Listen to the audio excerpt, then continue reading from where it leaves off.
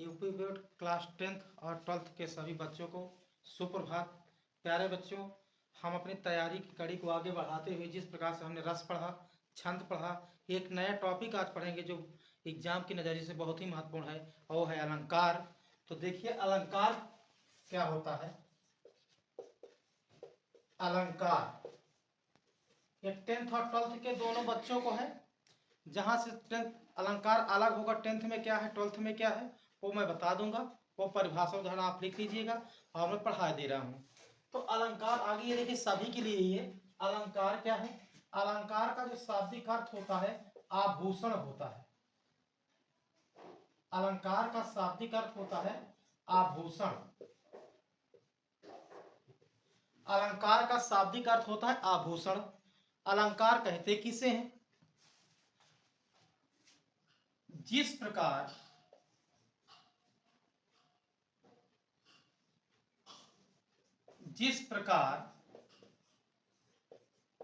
एक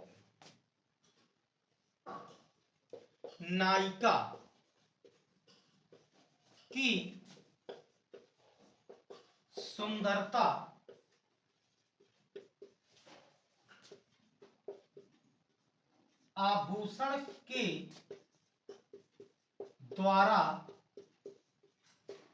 होती है। जिस प्रकार एक नायिका की सुंदरता आभूषण के द्वारा होती है, उसी प्रकार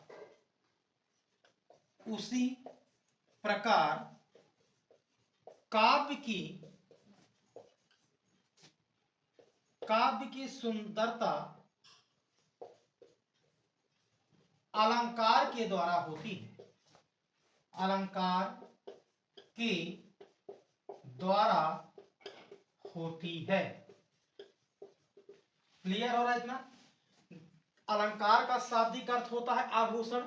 जिस प्रकार एक नायिका की सुंदरता आभूषण के द्वारा होती है, उसी प्रकार काव्य की सुंदरता अलंकार के द्वारा होती है। अर्थात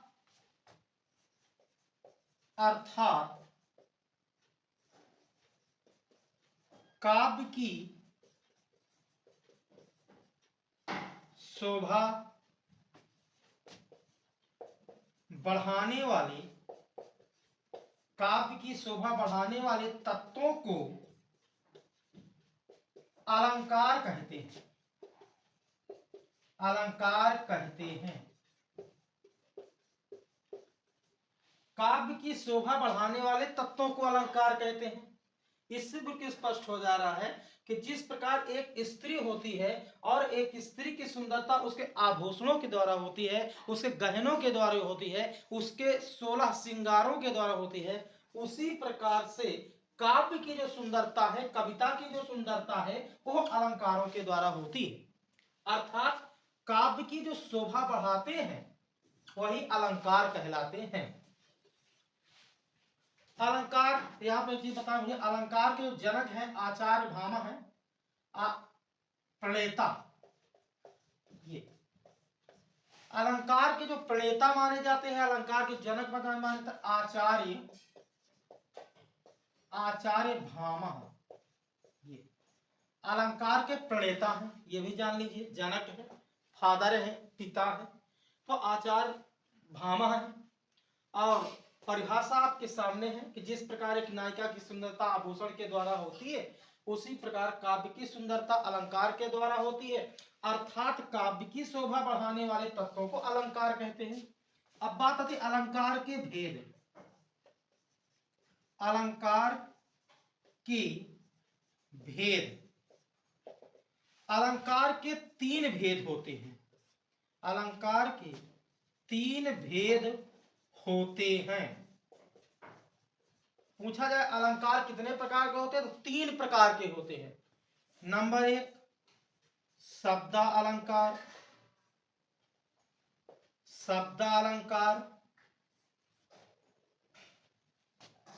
नंबर 2 अर्थालंकार।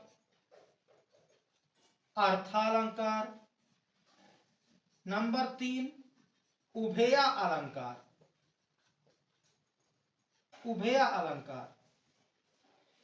3 प्रकार के अलंकार होते हैं, शब्द अलंकार, अर्थालंकार और उभयालंकार। देखिए मुख्यतः दो होते हैं, शब्दालंकार और अर्थालंकार। शब्दालंकार के अंतर्गत क्या कौन कौन से आते हैं? आते तो बहुत हैं शब्दा और अर्था में, लेकिन जो आपके सिलेबस में है 10th में 12th में मैं वही बताऊंगा। तो शब्दालंकार के अंतर्गत जैसे अनुप्रास अलंकार आपके परीक्षा में आता है, अनुप्रास अलंकार, यमक अलंकार,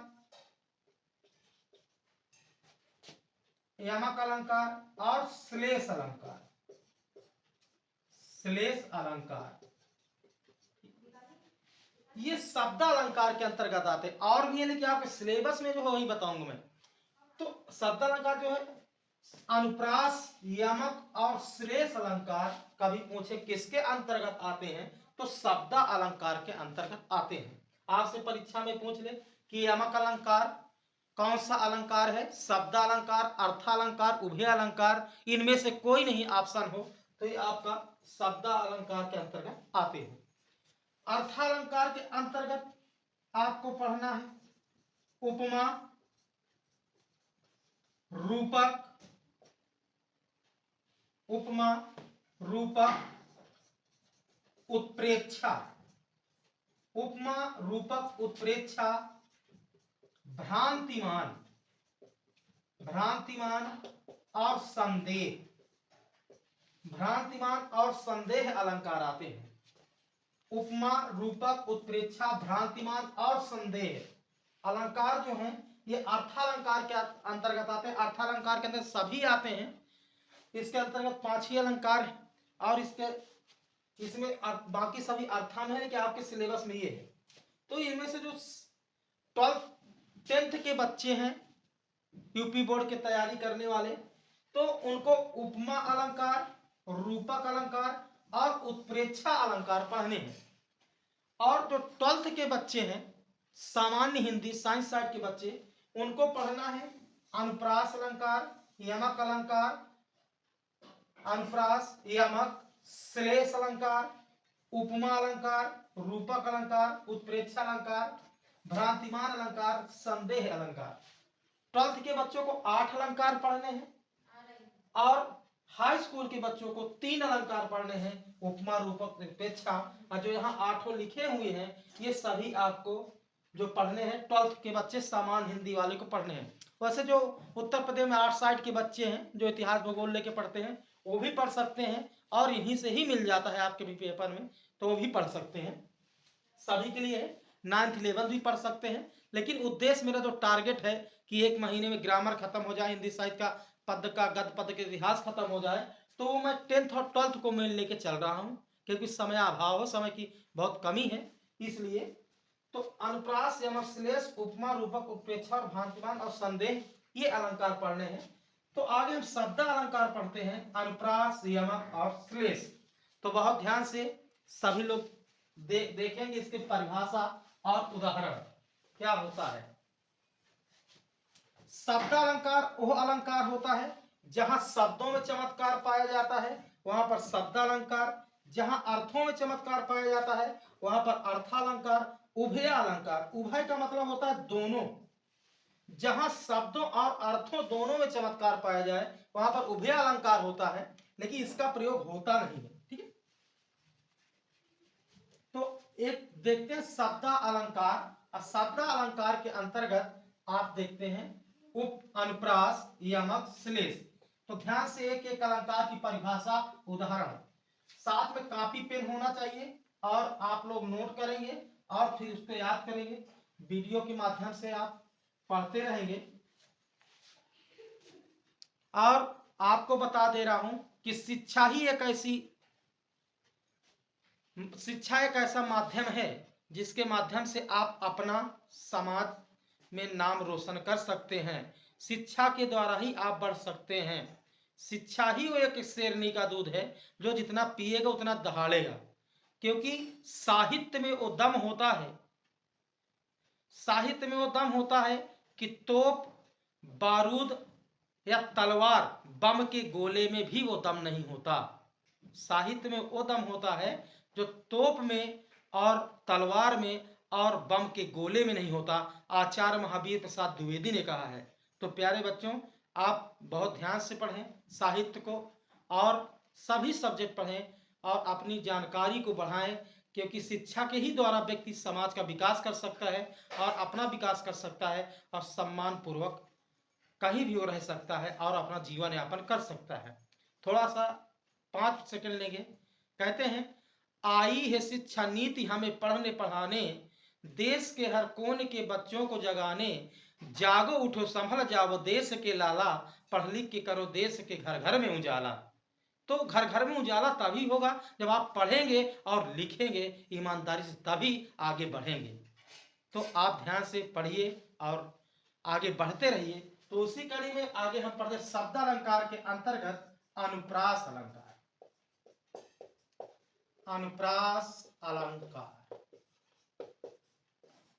अनुप्रास अलंकार क्या होता है? जहां एक वर्ण, वर्ण मतलब अक्षर, जहां एक वर्ण की आवृत्ति बार बार हो, जहां एक वर्ण की आवृत्ति बार बार हो, वहां पर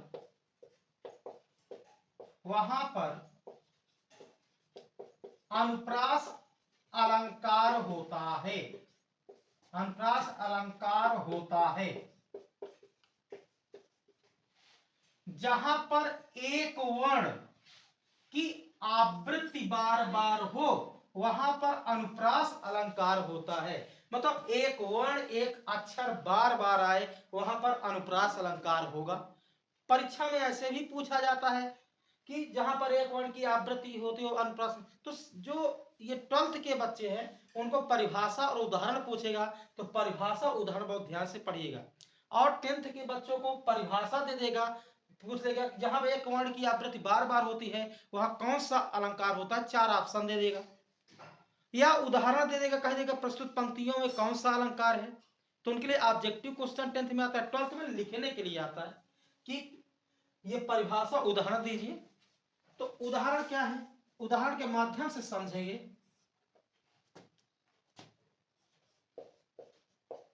तारानी, तनुजा, तारानी तनुजा तट, तमाल, तरवर, बहुछाए। तारानी तनुजा तट तमाल तरवर बहुछाए, यहाँ पे ता वर्ण जो है ये ता वर्ण की आवृत्ति बार बार हुई है। यहाँ पे ता वर्ण आप लोग देख रहे हैं, ये जो ता वर्ण है बार बार आया है, इसलिए यहाँ पर अनुप्रास अलंकार होता है। दूसरा एग्जाम्पल के माध्यम से देख लेंगे। रघुपति, राघव, राजा, राम, पतित के पावन सीताराम, ऐसे। तो रघुपति, राघव, राजा, राम, ये जो र वर्ण है, र वर्ण की बार बार आवृत्ति होती है, इसलिए अनुप्रास अलंकार है। क्लियर हो रहा है? जहां पर एक वर्ण की बार बार आवृत्ति हो वहां पर अनुप्रास अलंकार है होता है। तो 12th वाले बच्चे की परिभाषा और उदाहरण पूछेगा और 10th वाले बच्चे को उदाहरण दे देगा, अब पूछ लेगा कौन सा अलंकार है, या परिभाषा दे देगा और कहेगा इसमें कौन सा अलंकार है। तो जैसे भी क्वेश्चन घुमाए, अगर आपको नॉलेज है तो आप नहीं घूमेंगे, अपना आंसर जरूर देंगे, और नॉलेज नहीं है तो क्वेश्चन घूमा तो आप घूम जाएंगे। ठीक है, तो आपको घूमना, ऐसे पढ़िए कि आपको घूमना नहीं है। और भी एग्जाम्पल है, जैसे अगर ये नहीं आते तो और भी ऐसे हैं समाज में प्रचलित हैं। जैसे कहते हैं खड़क सिंह के खड़कने से खड़कती हैं खिड़कियां, अब खिड़कियों के खड़कने से खड़कता है खड़क सिंह। तो यहाँ पे ख वर्ण बार बार आता है, ये भी अनुप्रास है। अगर लिख देंगे तो ये भी चल जाएगा। जैसे पके पेड़ का पावा पतीता, ये भी चल जाएगा। चंदू की चाचा ने चंदू की चाची को चांदनी रात में चांदी के चम्मच से चटनी चटाई, तो च वर्ण बार बार आता है, ये भी अनुप्रास अलंकार है। तो पहले थोड़ा एक स्टैंडर्ड चीजें लिखे, बाकी अगर नहीं दिमाग में आता तो आप इधर उधर जो आपको सुनते हैं बस वैसे बना के आप लिख दें, एक बार बार बार आए तो अनुप्रास है, जैसे मैंने आपको बताया। इसके बाद अनुप्रास के बाद आता है यमक अलंकार। यमक अलंकार क्या है? यमक अलंकार का जो शाब्दिक अर्थ होता है, देखो शाब्दिक अर्थ जोड़ा, यमक अलंकार का शाब्दिक अर्थ होता है जोड़ा। जहां कोई शब्द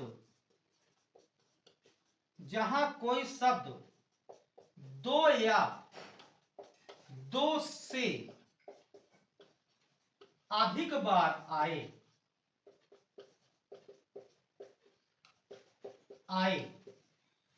लेकिन उसके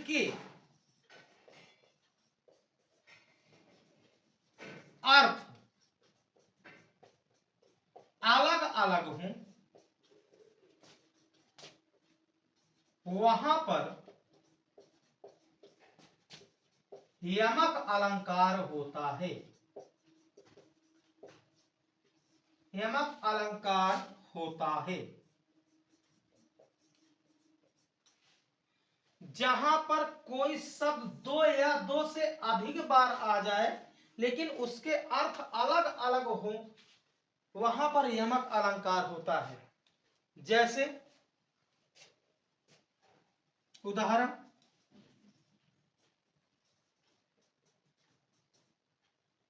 काली घाटा का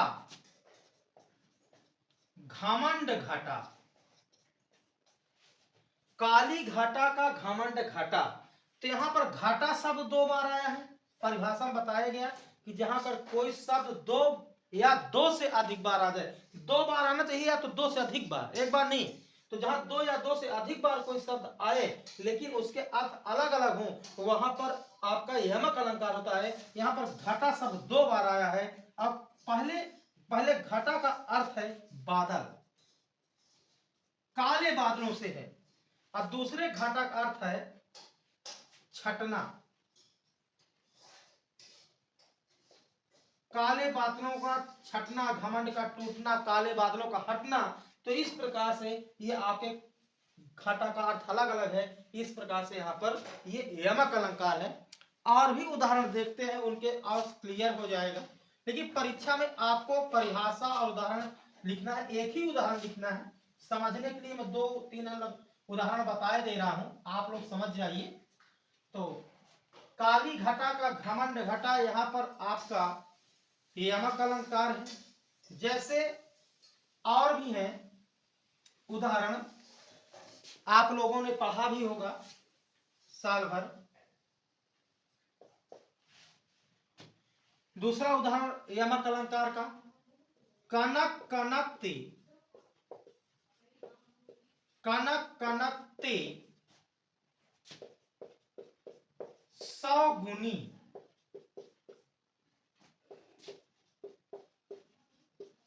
मादकता अधिकाय, मादकता अधिकाय या खाए बौराए, जब वह पाए बौराए। बौराए मीन्स पागल होता है। कनक कनक ते सौगुनी मादकता अधिकाय या खाए बौराए, जगवा पाए बौराए। यहाँ पे कनक शब्द दो बार आया है। ये पहले कनक का अर्थ जैसे हो गया आपका सोना, सोना आभूषण गोल्ड, और दूसरे कनक का अर्थ है धतूरा, धतूरा। तो जिस प्रकार से व्यक्ति सोना पाने पर बौरा जाता है, मतलब पागल हो जाता है, धतूरा खाने पर भी व्यक्ति पागल हो जाता है। कनक कनक पे सौगुनी मादकता अधिकाय या खाए बौराए, जगवा पाए बौराए। ठीक है, तो कहने का मतलब ये है कि जिस प्रकार से यहां पे ना दिख रहा हो तो आप देखिए, कनक शब्द दो बार आया है। यहां पे कनक और कनक, एक कनक का अर्थ हो गया जैसे हो गया, एक बता धतूरा हो गया, और धतूरा लिख लीजिए, और ये हो गया सोना। कनक कनक पे सौगुनी मादकता अधिकाय या खाए बौराए, मतलब अगर धतूरा खा लेता है व्यक्ति तो भी पागल हो जाएगा। और जब वह पाए बौराए, सोना भी पा जाएगा तो बौरा जाएगा। इकट्ठा आपको एक कुंटल सोना मिल जाए, एक कुंटल का 1 किलो मिल जाए, आधा किलो मिल जाए, 1 पाव मिल जाए, तो अचानक ये हो जाता कि मुझे इतना मिल गया, क्योंकि कोई चीज अधिक अचानक मिलना, खुशियां, वो भी खुशियों का प्रतीक है, व्यक्ति को उसमें पतन हो जाता है, विनाश हो जाता है। तो इस प्रकार से ये आपका यमक अलंकार है। दो उदाहरण मैंने बताया, आप दोनों में से कोई एक तैयार कर सकते हैं। इसके बाद आता है श्लेष अलंकार। श्लेष अलंकार क्या होता है, इसको भी देखेंगे। श्लेष अलंकार जो होता है, श्लेष अलंकार, श्लेष का शाब्दिक अर्थ जो होता है, पूछ ले कभी एग्जाम में शाब्दिक अर्थ, तो श्लेष का शाब्दिक अर्थ होता है चिपकना। चिपकना, श्लेष का शाब्दिक अर्थ होता है चिपकना, अर्थात जहां पर कोई एक शब्द आए और एक शब्द के अनेक अर्थ हों, मतलब एक शब्द में कई अर्थ चिपके हों, तो वहां पर श्लेष अलंकार होता है। जैसे जहां जहां कोई शब्द एक बार आए लेकिन उसके अर्थ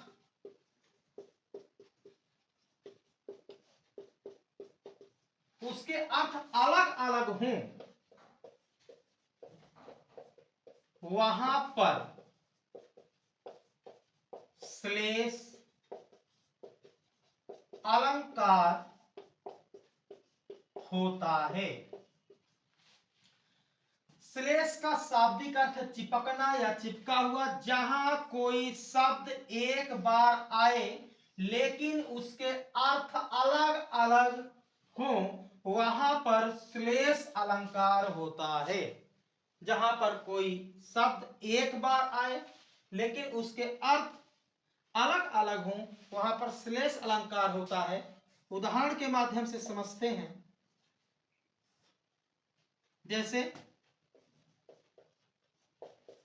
पानी गए न उबरे, पानी गए न उबरे, मोती मानुष चून। पानी गए न उबरे मोती मानुष चून। अगर पूरा देखे तो दोहा क्या है, रहीमन पानी राखिए बिन पानी सब सून, अब पानी गए न उबरे मोती मानुष चून।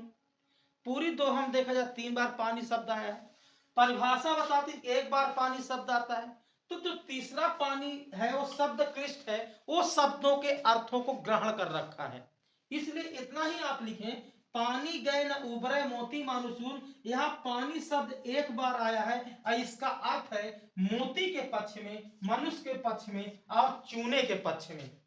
तो जहां शब्द 1 बार और अर्थ अलग अलग हो, मोती के पक्ष में, मानुष के पक्ष में और चूने के पक्ष में, वहां पर आपका श्लेष अलंकार होता है। दूसरा उदाहरण देख सकते हैं आप। चिर जीवी जोरी जुरे,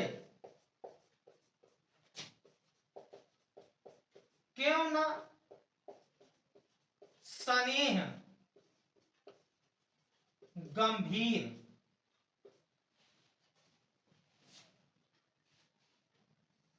चिरजीवी जोरी जुरे, क्यों न स्नेह गंभीर, को घटी ए ब्रसभानुजा, ब्रसभानुजा वे हलधर के वीर। चिरजीवी जोरी जुरे, क्यों न स्नेह गंभीर, को घटिए ब्रसभानुजा वे हलधर के वीर।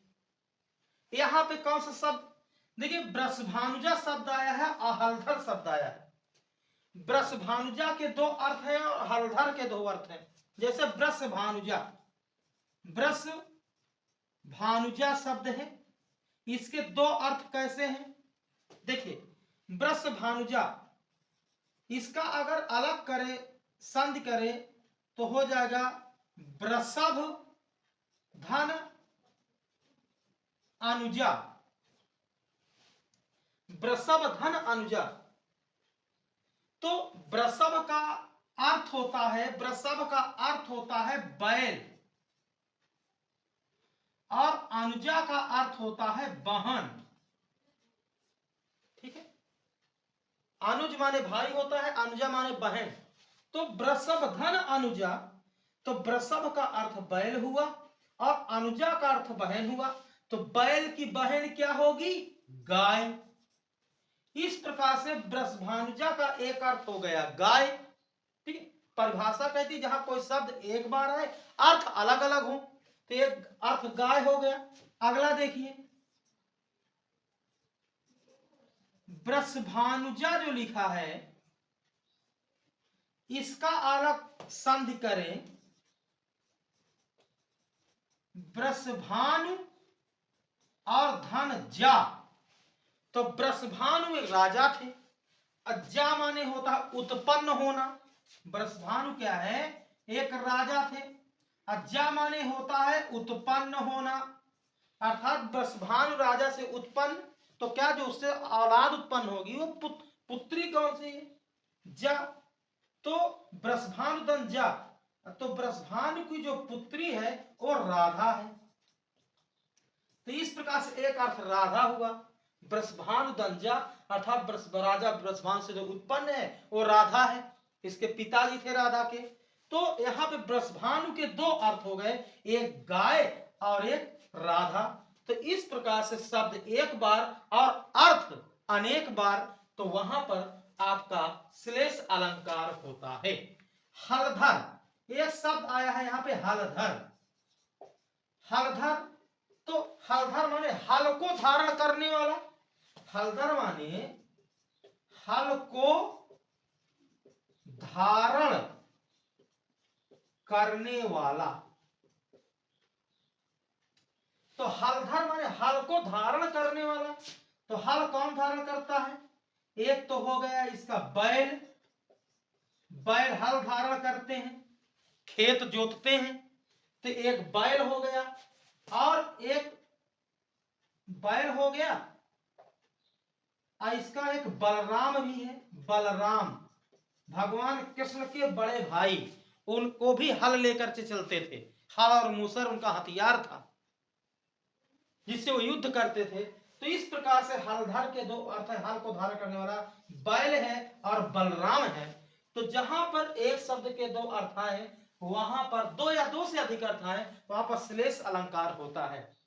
तो परिभाषा और उदाहरण आप लिख करके और अच्छे से याद कर लेंगे, जिससे आपका क्वेश्चन कोई छूटने ना पाए।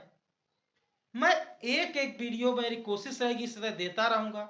आज अभी हाई स्कूल 12th मैं कंपटीशन भी दूंगा, कोशिश करूंगा आप टेट की तैयारी करें, और आप टीजीटी की आगे भविष्य में करें, पीजीटी की करें, लेखपाल की करें, वीडियो की करें, रेलवे की करें। जहां भी हिंदी के क्वेश्चन आते हैं मैं आपके लिए तैयार हूं। आपसे कुछ मांग नहीं रहा हूं, लेकिन इतना ही कह रहा हूं कि अच्छे से पढ़िए, आप रिजल्ट दीजिए, और अगर अच्छा लगे तो चैनल को, ये मास्टर स्टडी को आप like, subscribe, share, bell icon button दबाना, इतना काम आप कर दीजिए। और ना अच्छा लगे तो बिल्कुल ना कीजिए। जो मुझसे हो सका रहा है बस अच्छा से अच्छा मैं देने की कोशिश कर रहा हूं। एग्जाम बहुत जल्दी है, नहीं तो विस्तार से बताता। मैं आगे चल के हिंदी साहित्य का, गद्य पद्य का इतिहास भी बताऊंगा। तो इस प्रकार से आप अच्छे से पढ़ें और अपनी तैयारी करें। एग्जाम बहुत नजदीक है, अभी ज्यादा घूमना टहलना बंद कर दीजिए, क्योंकि पढ़ने से बहुत ही आसान हो जाती है जिंदगी। और आप अच्छे से पढ़िए। मैं तो चाहता हूं भारत के बच्चे, उत्तर प्रदेश के बच्चे सभी अच्छे से पढ़ें।